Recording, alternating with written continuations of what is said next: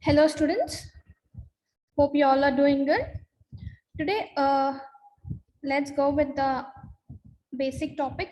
It is regarding the drug which we use in our daily life.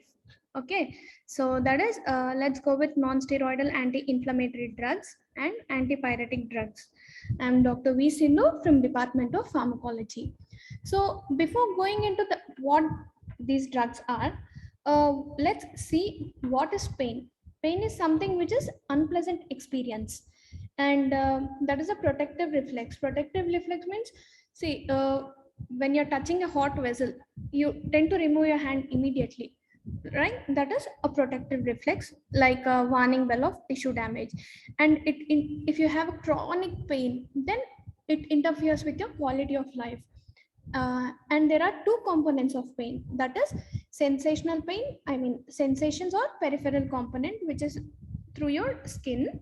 Another one is perception or central component. I'm sorry, sensation or peripheral component. Another one is perception or central component. Okay. So, and what are the different types of pain we have here? One is superficial or cutaneous pain, deep pain which comes from the muscles, joints, ligaments, and bones. And then next we have visceral pain, that is from spasms or inflammation, ischemia, stimulation of nerve endings. And then next we have deafferentiation or neuropathic pain. That neuropathic pain occurs due to damage to the axons or nerve terminals or nerve membranes. And then next we have psychological or functional pain. These are the different types of pains. And we have two pain pathways. One is afferent pathway and efferent pathway. Afferent is from periphery to center. Efferent is from center to the periphery. And next, coming to inflammation. Why are we learning about this pain, inflammation and all? Because these NSAIDs, they act in reducing the pain. They act in reducing the inflammation of the tissues. So before knowing those drugs, let's briefly see what are this pain. We are just knowing what the pain is and what the inflammation is. Okay, so inflammation is actually a Latin word. Okay, inflammatio, that is to set on fire. So inflammation is the complex biological response of vascular tissues to harmful stimuli such as pathogens, damaged cells, or irritants. It is a protective attempt by the organisms to remove the injurious stimuli as well as initiate the healing process for the tissue. And what are the classical signs of symptoms of the acute inflammation? We have 5 signs and symptoms of inflammation, acute inflammation. They are classical signs. So what are the signs? Redness, swelling, heat, pain, and loss of function. Like for an example, when you get hurt, okay, when you get hurt, what do you all see? The tissue, like just a small injury to your hand. What happens first? There will be redness, there will be swelling around the injury, and the site of the injury will be more heat when compared to the other site. And obviously the injury site will be paining, and there will be loss of function at the injury site. So these are the 5 classical symptoms. And then next, coming to what actually NSAIDs do. So NSAIDs, they have analgesic property, which is pain reducing property. They have antipyretic property, that is they reduce fever.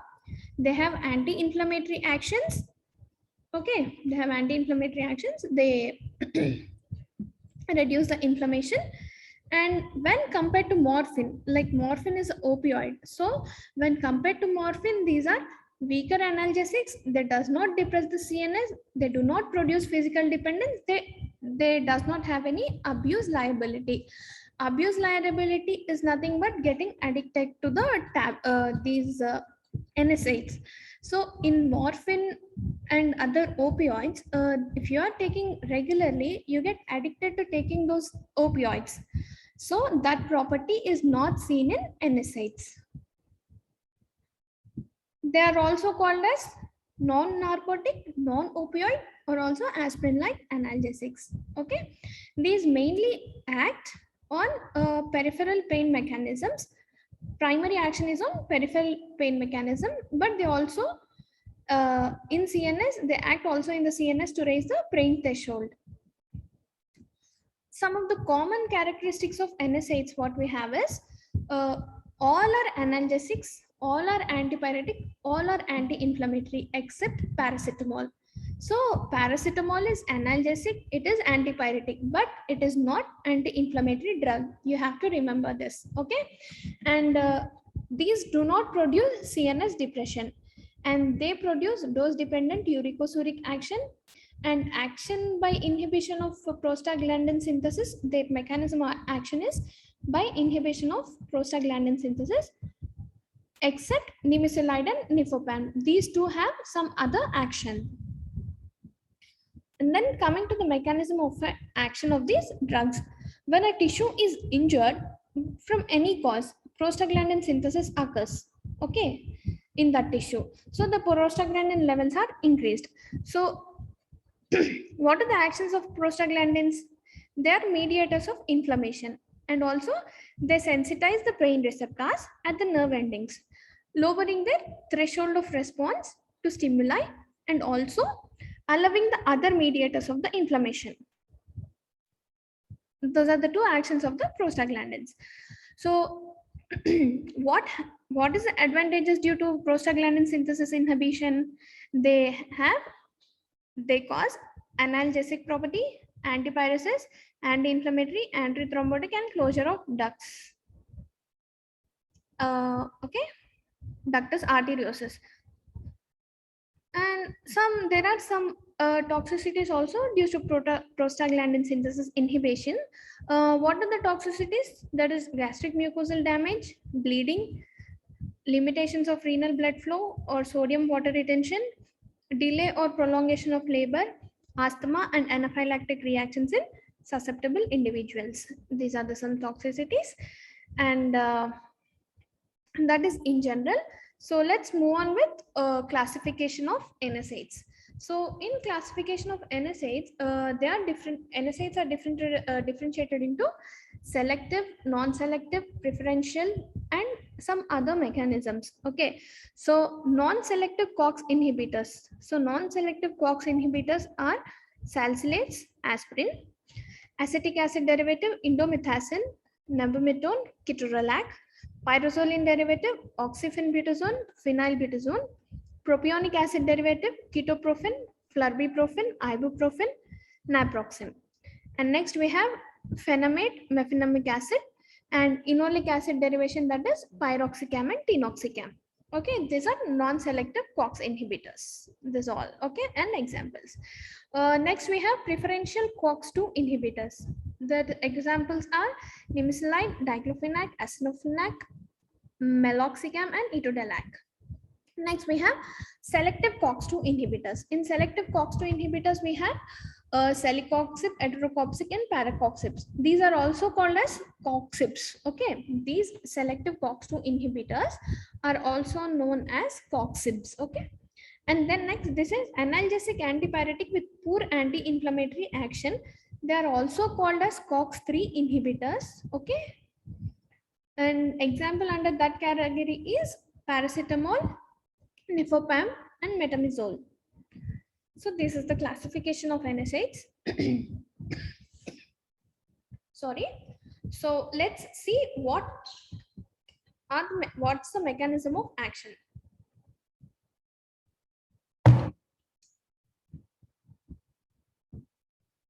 Mechanism of action of these NSAIDs. Though these drugs have different chemical structures, they produce similar analgesic, antipyretic, and anti-inflammatory effect. Different structures means, see, here we have salicylates, acetic acid derivative, pyrazoline derivatives. So each of them has a different structure. So their structure is different. They have similar analgesic property, antipyretic property, and anti-inflammatory property. And during inflammation, what happens? Pain or fever occurs. At the time, arachidonic acid is liberated from the phospholipid fractions of cell membrane by phospholipase A2. And the arachidonic acid is then converted into cyclooxygenase 1 and 2. Okay, to the prostaglandins. The cyclooxygenase is converted into prostaglandins. And then next we have it occurs in a steps. What are the steps? First, oxidation of arachidonic acid occurs to the end peroxidase prostaglandins G2.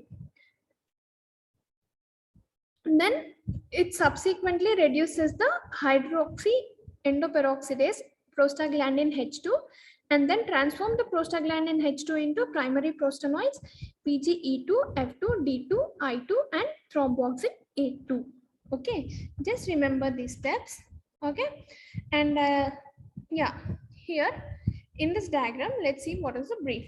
So a tissue damage occurs, then arachidonic acid is released. This arachidonic acid produces synthesizes into cyclooxygenase 1 and cyclooxygenase 2. And this cyclooxygenase, they produce cytoprotective prostaglandins. These are the desirable effects of the cyclooxygenase 1. So that is gastroprotection. Means they decrease the acid production and they increase the mucus production. And then next they have the increased platelet aggregation property, renal protection, vasodilation and bronchodilation. And this is cyclooxygenase 2. Cyclooxygenase 2, they have got the inflammatory prostaglandins. What are the undesirable effects? Inflammation, pain, fever, decreased platelet aggregation. Okay.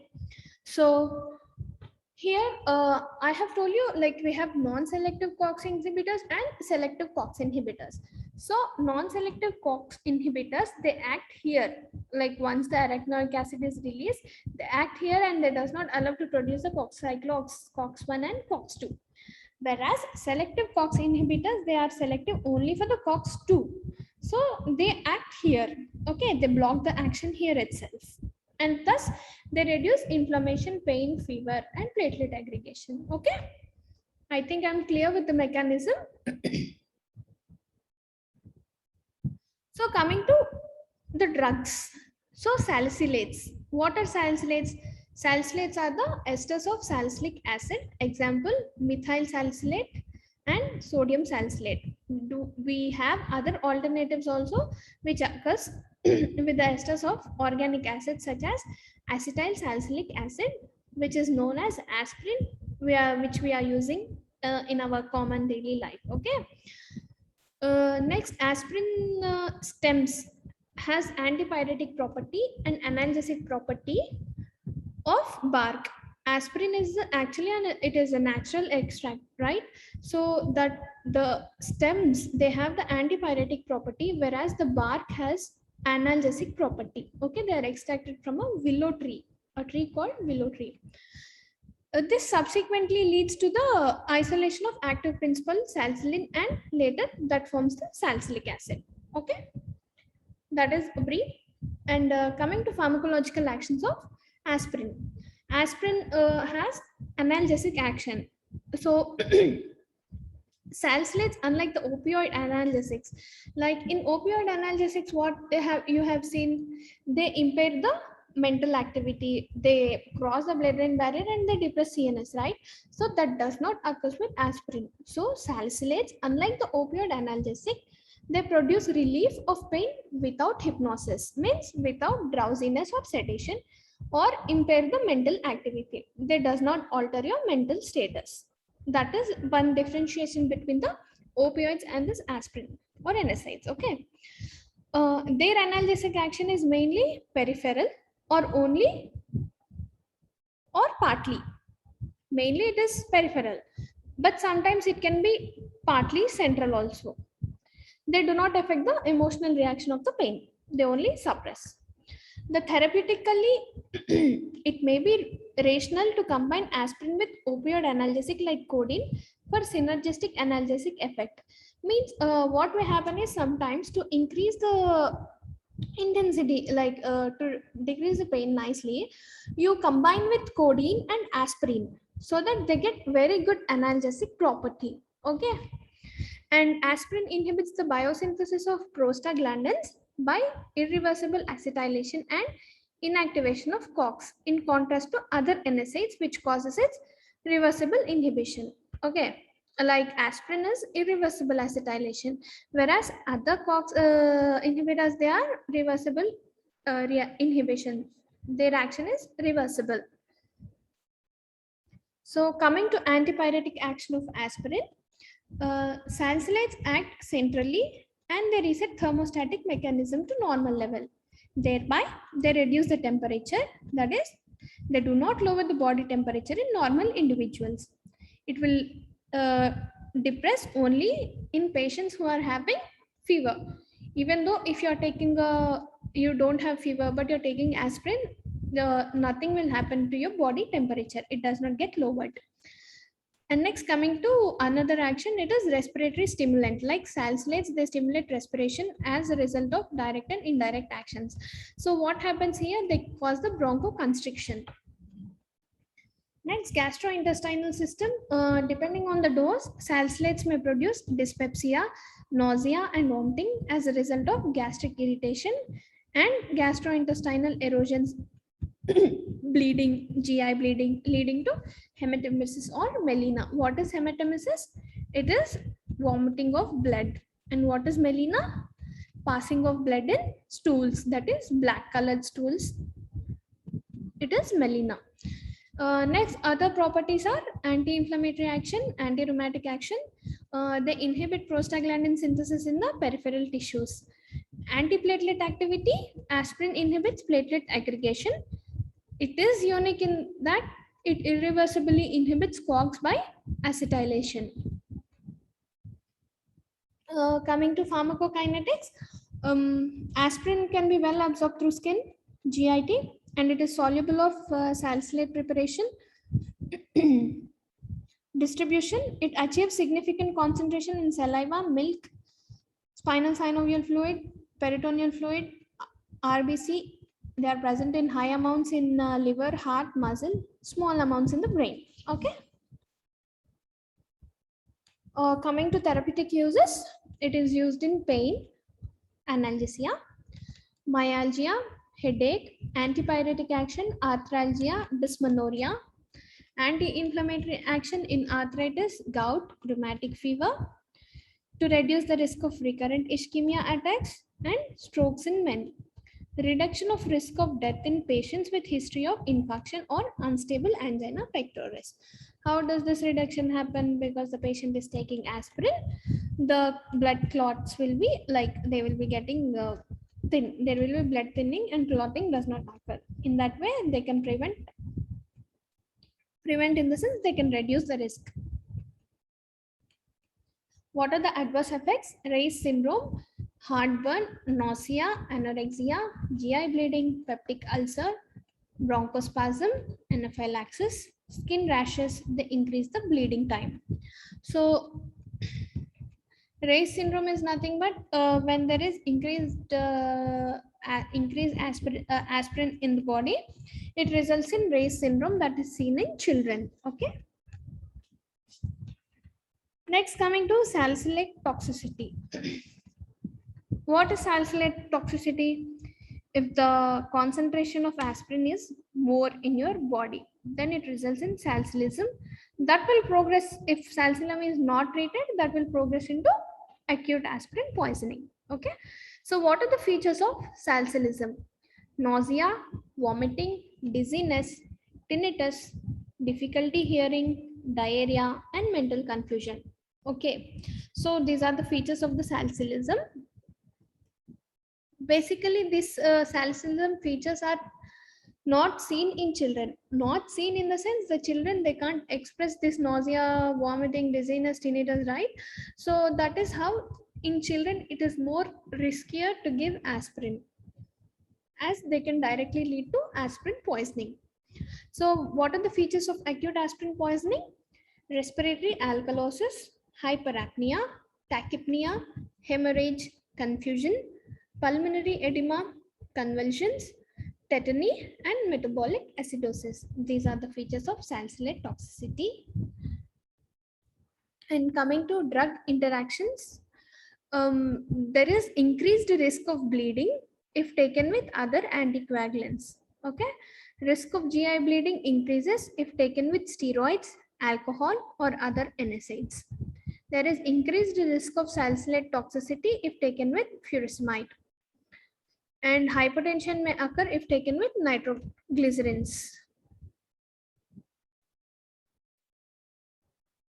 What are the nursing considerations you have to see here with aspirin? The drug has to be taken with or after food or with milk to decrease GI irritation. If your stomach is full and then the tablet is been taken, it reduces GI irritation. Okay. Then assess the history of asthma and history of hypersensitivity. As it causes anaphylactic reactions, you have to ask if the patient has any previous history of hypersensitivity, and it have to be avoided in asthma because aspirin causes bronchoconstriction. Okay, so you have to assess history of asthma and hypersensitivity, and make sure you do not use it with any other anticoagulants. You have to note if there is any history of peptic ulcer. Ask patient if he or she has any history of peptic ulcer, and tell them to report signs if there are any side effects like gastric irritation. Okay, aspirin is not given 1 week before and after surgery to prevent the bleeding. Why? Because aspirin causes blood thinning, so the risk of bleeding will be more if you are giving during the surgery. So that is why 1 week before and 1 week after the surgery aspirin is not given. If the patient is being on aspirin, then we have to stop it. And if the patient is diabetic, we have to discuss the possibilities of hypoglycemia which occurs, and they should monitor their blood glucose levels frequently. Teaching a patient about toxic symptoms like ringing in the ears, dizziness, mental confusion, etc., and ask him or her to report it to the physician. Okay, like if they report the features of salicylism, then we can avoid toxicity of the aspirin. Okay, so these are nursing considerations of aspirin. Next, moving on to other drugs, we have non-selective reversible COX inhibitors. Here we have diclofenac. It is a preparations are tablets or injection, and tablets dose it is 150 to 200 mg daily in 2 to 4 divided doses. Next we have indomethacin, that is anti-inflammatory drug. It has analgesic property, it has antipyretic property. The dose is 25 mg to 50 mg. It is given BID or TID. Naproxen, we have dose 500 mg BID. Ibuprofen, doses 300 mg BID. These both are used as analgesics, antipyretic, and inflammatory. Okay, so nursing consideration for these drugs is they have to be given on full stomach to avoid gastric irritation. When given IM, give it deep into a large muscle because drug is very irritant. This last point applies for diclofenac. Okay, if you're giving diclofenac, make sure you're giving it to a large muscle because the drug is very irritant and painful also. Next, we have preferential COX-2 inhibitors. What are the drugs and preferential COX-2 inhibitors? We have nimesulide, meloxicam, and nebumetone. So nimesulide, relatively it is a weak prostaglandin inhibitor with COX-2 selective action. So what are the other mechanism implicated here? I have told you there are few drugs like which does not participate in this COX and prostaglandins. They have other mechanism. Nimesulide is a very weak prostaglandin inhibitor, and it has other mechanisms also. What are the other mechanisms? They reduce superoxide generation by neutrophils, inhibition of PAF formation, synthesis, and also free radical scavenging action.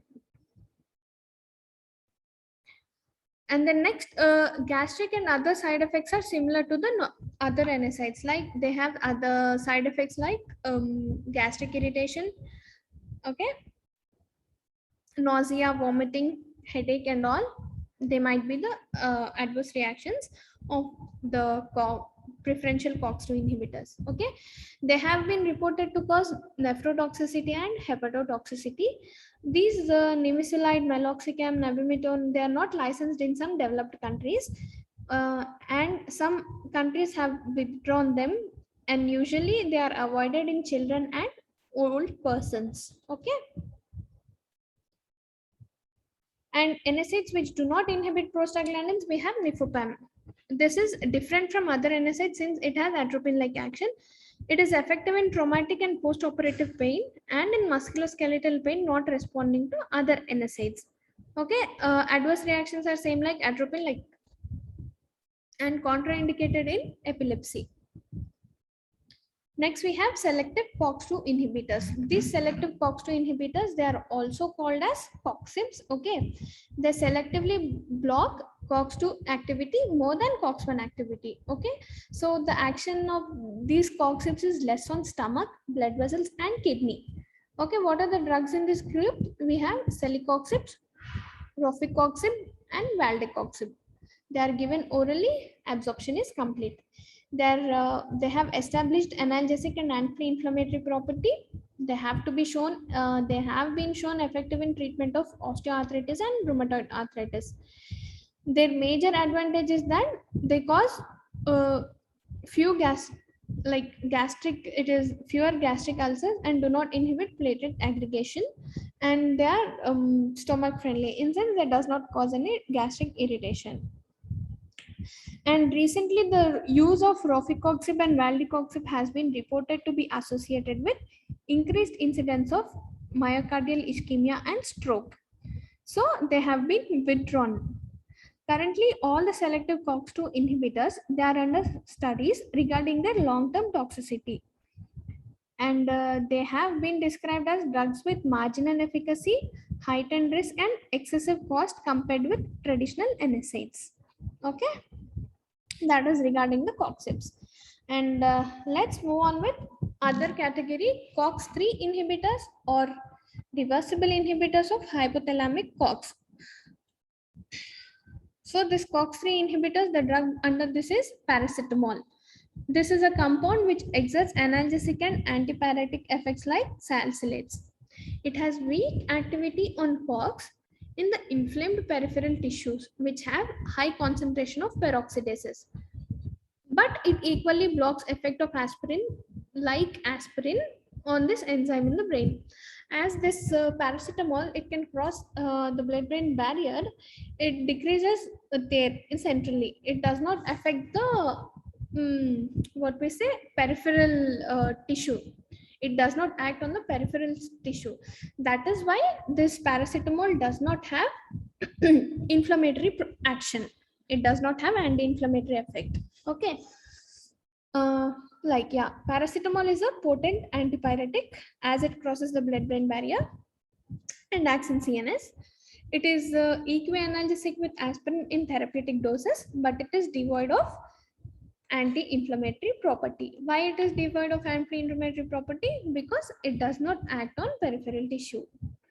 And compared to salicylate, it does not produce GI irritation, acid-base imbalance, nor it affects the platelet activity. So it can be easily given to patients with ulcer, patients with bronchial asthma, and any other, like if their patients are on anticoagulants, then we can give paracetamol also, okay? So what are the pharmacokinetics of paracetamol? It is rapidly absorbed orally. Peak plasma levels are reached within half to 1 hour. It is metabolized in the liver, excreted in urine as conjugation products of glucuronic and sulfuric acids. The ability of infant liver for glucuronidation of paracetamol is poor. So this may increase its toxicity. What are the pharmacological actions of paracetamol? Acetaminophen decreases fever by an effect on hypothalamus, leading to sweating and vasodilation. It also inhibits the effects of pyrogens on heat regulating center on the hypothalamus. It may cause analgesia by inhibiting CNS prostaglandin synthesis. So it does not have any anti-inflammatory effect. It does not manifest any anticoagulant effect or any ulceration in GIT. What are the therapeutic uses of paracetamol? Headache, dysmenorrhea, arthralgia, myalgia, musculoskeletal pain, to reduce fever due to bacterial or viral infections. And it is also used as a substitute for aspirin when aspirin is contraindicated. Okay. In what conditions aspirin is contraindicated? It is contraindicated in hemophilia, patient with history of peptic ulcer, and if they have bronchial asthma. Okay. And what is the dose of paracetamol? It is 500 mg TID. And in children, it is 15 mg per kg per dose. So coming to the adverse reactions of the paracetamol, basically paracetamol is well tolerated when compared to aspirin, but it does have some side effects, right? It is skin rashes, and few people they even cause fever, jaundice, and hypoglycemia. Chronic and even acute toxicity can occur long symptoms after long symptom-free usage. Hemolytic anemia, neutropenia, and thrombocytopenia. These are very rare, but they may occur. Contraindications: renal insufficiency, sometimes in anemia also.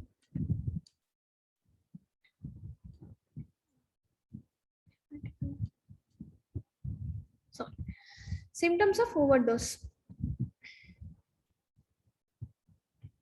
Hepatic toxicity in general causes malaise, delirium, depression, seizures, coma, and death.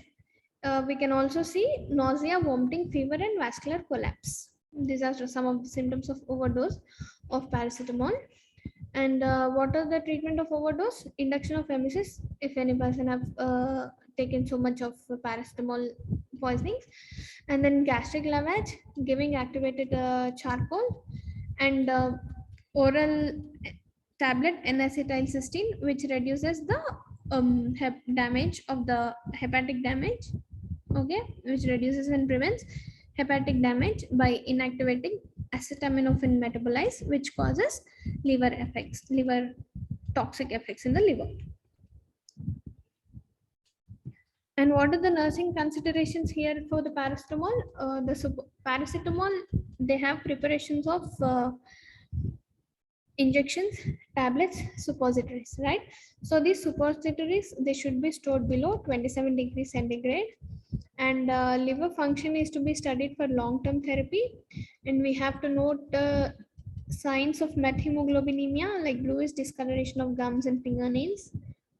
And you have to maintain N-acetylcysteine. Just check, you should have to maintain N-acetylcysteine in case if any person comes with the signs of toxicity. And you have to teach patient regarding the signs of toxicity and to report immediately. Okay, these are nursing considerations of paracetamol. Next, coming to antipyretic drugs. What are antipyretic drugs? The drugs which reduce fever. How fever is caused? How does fever occur?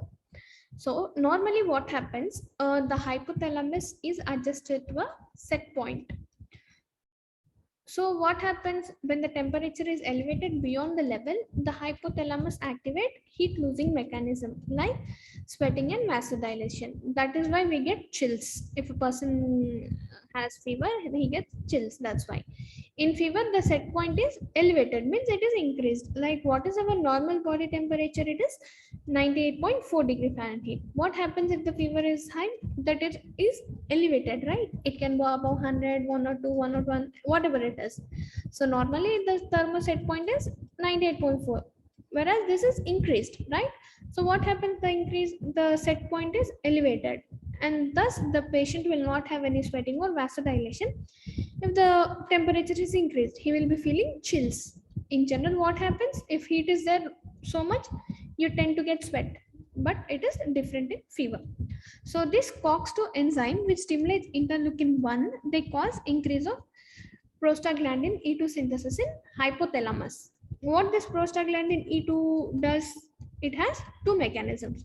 It increases the heat production and they shut down heat losing mechanism. Okay, that is how fever is caused. So how these NSAIDs act on the fever? The antipyretic action works in presence of fever only. I have told you this point even in the aspirin, because they impair the ability of pyrogens to raise temperature set point of hypothalamus. So what happens when NSAID is given? They enter into the CNS, and whatever the bacteria or virus, whatever it sets the thermostat point, they decrease it. Okay, so what happens when you have fever? How it decreases? You tend to sweat a lot, right? So when you sweat a lot, the body cooling occurs. That is how the antipyretic action is seen. And what are the antipyretic drugs? NSAIDs like aspirin, ibuprofen, naproxen, ketoprofen, and nimesulide. These are the few antipyretic drugs. And what is another antipyretic drug which we regularly use is paracetamol, also known as acetaminophen. Okay. I hope you all have understood the NSAIDs and antipyretic drugs. So if you have any doubts, feel free to comment below or you can ping me personally. So I will end this session. Thank you. Have a great day.